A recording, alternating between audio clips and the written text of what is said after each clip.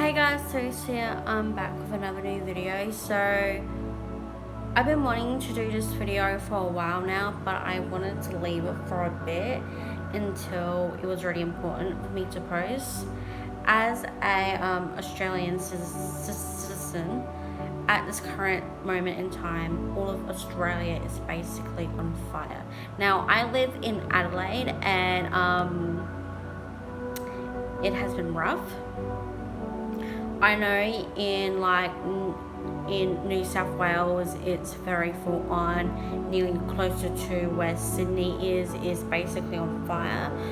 Most of the entire country is basically on fire, and I'll chuck in some photos throughout this whole video just to show you what I really mean, and to basically just talk about this, I won't be showing any deceased wildlife because it makes me more highly upset that this is happening, and seeing that makes me want to bawl my eyes crying, and it's hard to see that. So as I'm recording this, it's already the early hours of Saturday morning that I'm recording this. So once this video gets out, there'll be more new information, which I will link all of that stuff down below for you guys, and that's all that's going to be down below. And let's chat about sort of what has been happening. Now I have some tweets up that I just want to generally talk to you all about. Let me just quickly pop on. Now, as of right now, 15 people have died, 14 are missing, 500 million animals of our wildlife have passed away due to these fires. Over 250 million tons of CO2 released into the air. We have 1.3 or more million hectares of land burning, and no one's really talking about a lot of this over the media. And I'll chuck that tweet up for you just to go see it, and there will be more updated throughout the day. And this is only now, we're into our second month of summer, and it's just going to get worse. And our Prime Minister, Scott Morrison, who we call Scarborough here in Australia, left us to deal with this whole situation. Even though, yes, now he's back, but he's getting a lot of backlash because he decided to basically piss off to go to Hawaii with his family, and we're in the middle of a crisis, and this is also before Christmas too, so many families have lost their possessions that can never be replaced. So many memories of history as well has been destroyed because of these fires, and our leader was nowhere to be found, and this is like days before Christmas as well. And even though he came back, he still has not shown leadership here in this country, and is not declaring this as a natural disaster, and it is a climate emergency disaster as well. And he's just not doing the right thing, and how he's been whipped to go to these affected areas. He's been very,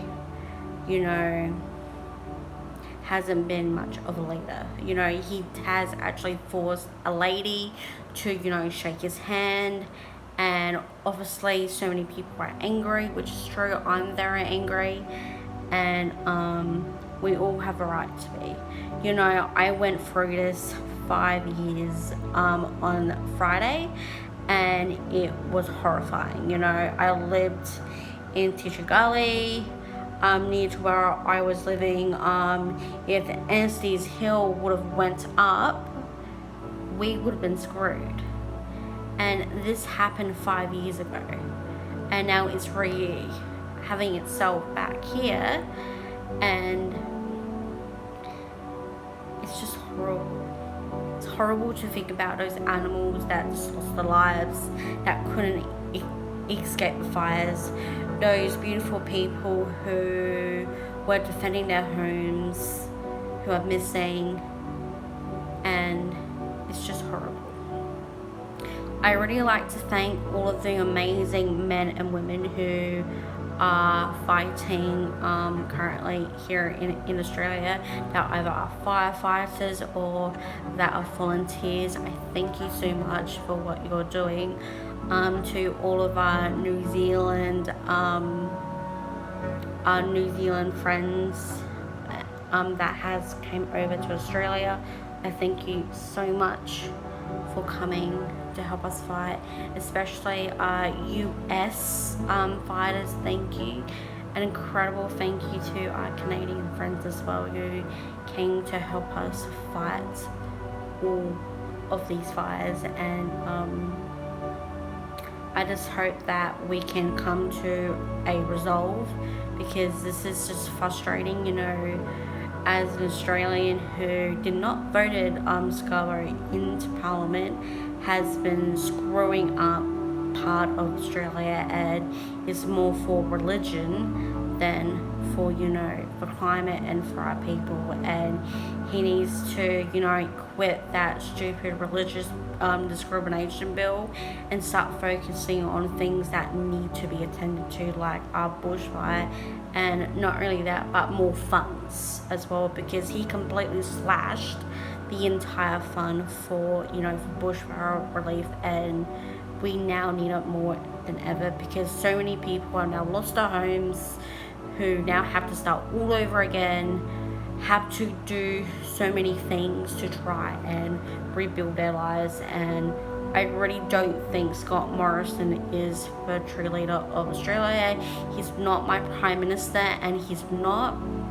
I do want to give a big shout out to, you know, the New Zealand Prime Minister. You know, she has showed so much leadership just over this past year, and with the terrorist attacks that happened last March that is coming up within the next 2 to 3 months. I like to say thank you to her leadership, because she's actually showing true leadership for her country, and also trying to make it better for her people, and that is what counts most. If you guys like to donate or help out, I will chuck a ton of links down below, and I will go search for it as well. But just remember to, you know, be thankful for what you have. If you have a friend or family member who has to evacuate, please get them to your home, love them with their animals, and to those who are fighting for us, thank you so much. Scott Morrison, you need to grow up. You need to be a true leader for Australia, because that's what we're earning for right now.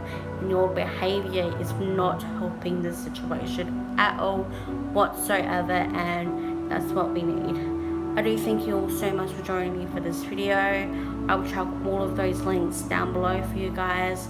Remember to stay in contact with your family members, friends over this difficult time, and I'll see you all for another video soon.